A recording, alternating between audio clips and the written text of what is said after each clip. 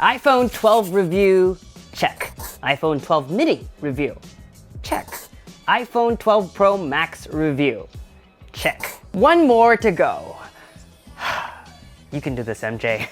It's been about a month since the launch of the iPhone 12 series, and I've used every single model. Each phone is a great iPhone in their own right. The iPhone 12 is the phone I believe most users should buy. It's a well-rounded, value-for-money pick. The iPhone 12 mini is my favorite because it's unusually small without sacrificing on high-end features. And the iPhone 12 Pro Max has the best battery and the best camera, and it offers everything creative professionals will need or want. So where does this leave the iPhone 12 Pro? Hi, I'm MICHAELJOSH. You're watching Gadget Match. This is our iPhone 12 Pro review. Hey guys, it takes a lot to produce an in-depth video like this one. So one way that you can give me a virtual high five, a pat on the back, or a hug is to subscribe to this YouTube channel. We recently crossed the 600,000 subscriber mark and are aiming to hit 1 million next. And with your help, I know we can get there. So thank you in advance. In a year where the iPhone 12 and 12 Pro are exactly the same size and more or less have the same exact feature set, the question that I get asked a lot are these two.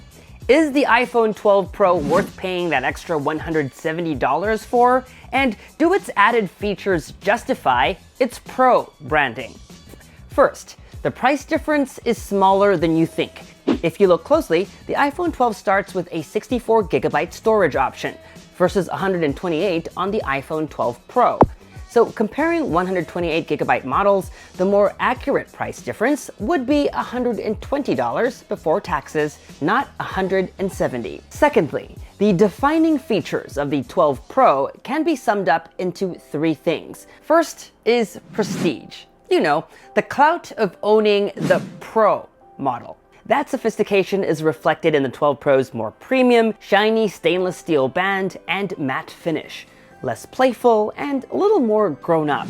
Second, the flexibility of having a dedicated telephoto camera, the addition of a LiDAR sensor for taking portrait shots at night, and something creative professionals might appreciate, the ability to use Apple's new ProRAW format. Thirdly, and this is something that doesn't get a lot of attention because it's not something you'll find on Apple's tech specs page, is that you get more RAM on the iPhone 12 Pro, 6 versus 4GB, an improvement you'll definitely feel if you're into heavy multitasking. If you've owned an iPhone 10, 10s, or 11 Pro and are considering the obvious upgrade path to the 12 Pro, I feel obliged to tell you that the iPhone 12 Pro isn't the same size. It's slightly bigger this year, and that might be a deal breaker for those who specifically choose this model because they want a smaller phone. If I'm describing you, you might want to consider the iPhone 12 mini. Take a look at the difference here. You can click up here to watch my review video. That said, once you start using it, I have a feeling you'll quickly get used to its size and won't notice much of a difference. This year, Apple's pushed the display closer to the edges of the phone, so you're effectively getting a bigger display from 5.85 to 6.1 inches. When it comes to cameras, the iPhone 12 Pro is in a unique position. It's got one more camera than the 12 and 12 mini for that dedicated 2x zoom lens, but it's edged out by the 12 Pro Max, which has a more advanced camera system. That said, whatever iPhone 12 model you end up buying, you're guaranteed to get a phone that can take excellent photos. 12 and 12 Pro have the same exact wide and ultra wide angle cameras, while the 12 Pro Max takes slightly better photos than the 12 Pro. And I've got tons of comparison photos to back up my claims. I'll put links to all my iPhone 12 series review videos in the description box below. Go check them out. But for this video, I figured I'd compare the iPhone 12 Pro to two other phones considered to be the best in the Android world. Let's see how the iPhone 12 Pro does, shall we? We start our comparison in this quaint park in the middle of Soho. The first batch of photos compares the main wide-angle cameras on each phone. Apart from the slightly different shades of blue when the sun's out, it's hard to pick one photo over the other. All three phones do a great job at managing the details on this fire hydrant, as well as the colors of the mural in the background. When shooting people against a bright background, Apple's Smart HDR3 kicks in to properly light the subject's face. It's almost as if we used a reflector in the iPhone 12 Pro's photo to light Chai's face. We're still using the wide-angle camera, but for now, some night shots. No night mode in any of these shots. The iPhone 12 Pro's photo is the brightest, but the Note 20 Ultra and Pixel 5 also do an excellent job. Now for some long exposure night shots with a human subject. Moi. While I like how the Note 20 Ultra didn't blow out the neon sign, the photo is way too yellow than it needs to be. The iPhone 12 Pro's colors are more balanced, and when you zoom into my face, you can also see that it actually did the best job. Finally, a daytime portrait shot with the wide-angle lens. The iPhone 12 Pro and Note 20 Ultra have very similar photos and have more realistic bokeh. They also did a better job at cutting out the subject of the photo. The Pixel 5 was confused in some parts, like in the armrest. Chai says she likes the iPhone shot because it's kinder on her face, thanks to the iPhone's less aggressive sharpening. Here's another portrait, but this time we switch to the zoom lens. The iPhone 12 Pro gives you the option to shoot portraits in 2x. Using its optical telephoto lens, the Note 20 Ultra zooms in digitally to 2x, and the Pixel 5 just digital zooms into 1.3x. I like the Notes best, but the iPhone has more accurate colors. The Pixel 5's portrait isn't just up to par. In terms of actual zoom, the iPhone 12 Pro has 2x, the Note 20 Ultra has 5x, and the Pixel 5 doesn't have any zoom, but uses computational photography to make up for it. Obviously, depending on how far away you are from a subject, the more zoom, the better, but 2x is fine for everyday use. Last two shots. Now let's switch over to the ultra wide angle lens. The iPhone and Note's cameras have a 120-degree field of view, while the Pixel's is not as wide at 107 degrees. For dramatic shots, the wider, the better. At first glance, all photos look very similar, but if you look closely, the Note overexposed the clouds and the sky at the end of the photo. Compare that to the iPhone and the Pixel, which still preserved the details in the clouds and the blues in the sky. Finally, a night ultra-wide angle shot. All three phones can use night mode with the ultra-wide angle camera, a feature that's also new to the iPhone 12 Pro this year. While not as noisy as the Pixel 5, the Note and the iPhone did a pretty decent job, both still with some noise, especially in the darker parts of this photo.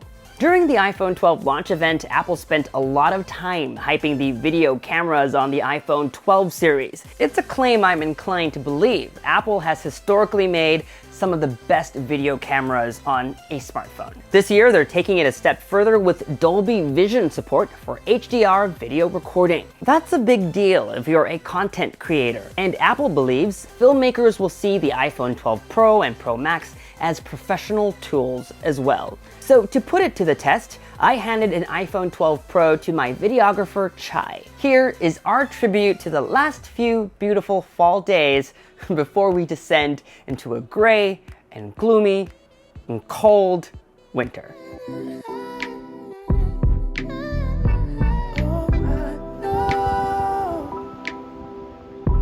I know how you hate the cold. Spend your life searching for more. Afraid to leave, afraid to show. Fight to leave, fight to leave, fight to sometimes find yourself knowing no. Lost and looking for a soul. Grabbing for what you can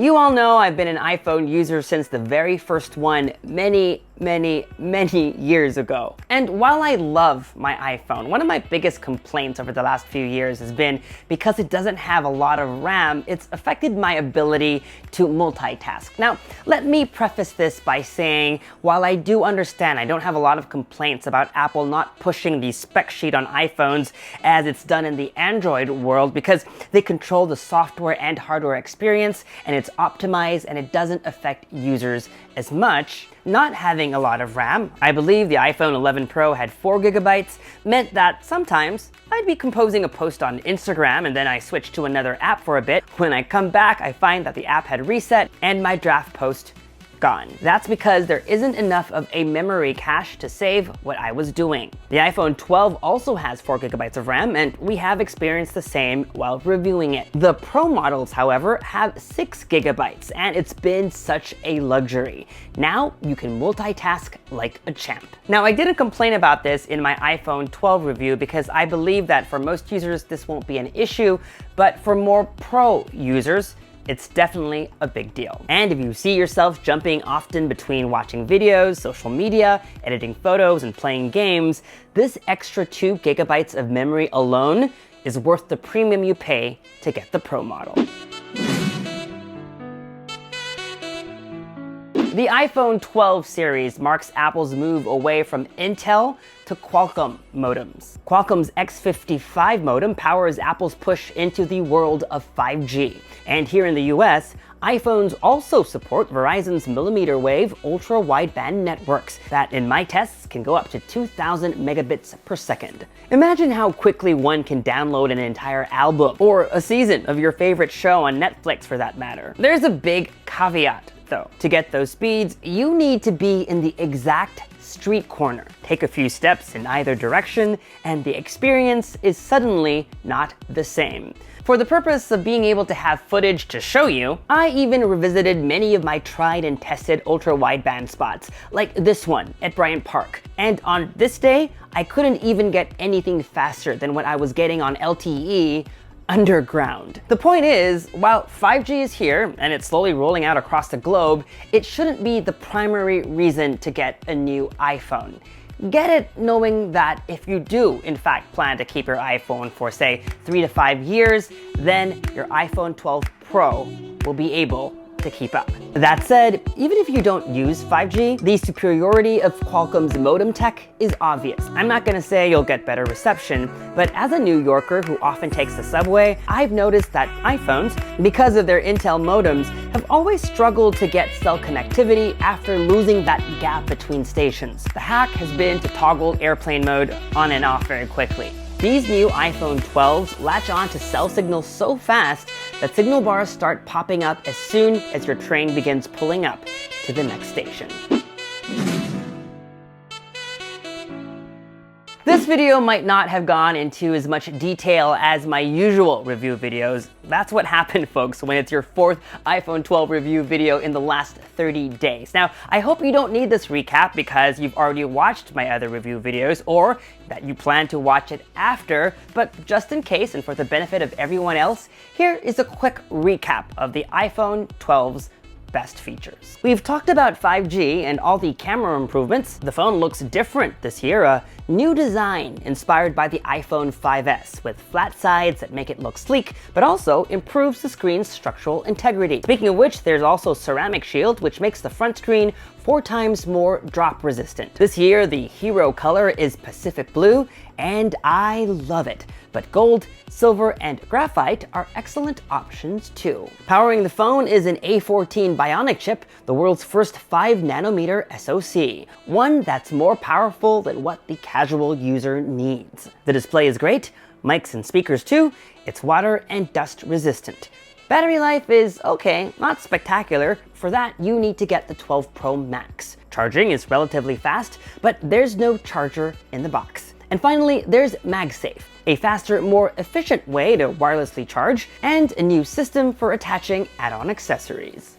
So, is the iPhone 12 Pro your gadget match? This year, Apple really knocked it out of the park. The iPhone 12 is so good, so uncompromising. It's easily a solid pick for most iPhone 12 buyers. That said, in a lineup with 4 different iPhone 12s to choose from, there's an iPhone for everyone. And the iPhone 12 Pro has its own little niche. It's for the user who pushes a little harder, both professionally and creatively. Maybe you're the type who takes plenty of photos. That additional telephoto lens will surely come in handy, and that LiDAR scanner will guarantee awesome portraits at night. Or maybe you're the type who has 1,000,001 apps open at the same time and constantly shuffles between them. Maybe your iPhone is a work tool first, then that extra RAM is like gold. Or maybe you're the type who understands that there's value in spending a little bit more for luxury or status. If you're one or all 3 of these, then the iPhone 12 Pro is your gadget match. Like every other phone in the 12 series, it deserves the Gadget Match seal of approval. Finally, if you're picking between the 12 Pro and the 12 Pro Max, first watch my Max review. Click up here. All right, I'm holding on to my 12 Pro Max for when I go back to my old life and need all the power that I can get. That said, it feels big, bigger even than the 11 Pro Max. And I know that's made some folks pause and reconsider something else. So definitely think about it. But with its size comes a much better battery and better cameras that photographers and videographers will undoubtedly appreciate. All right, that about wraps up our reviews of the entire iPhone 12 series. Hopefully the time that we've put in will help you decide which phone to get. But whether or not you're buying an iPhone 12 this year, I'm curious, which of these 4 phones is your gadget match? Sound off in the comments section below. I'm exhausted, but we have a lot of videos yet to come. So if you haven't already, please do consider subscribing to our YouTube channel and hit that bell icon so that you get notified as soon as we upload.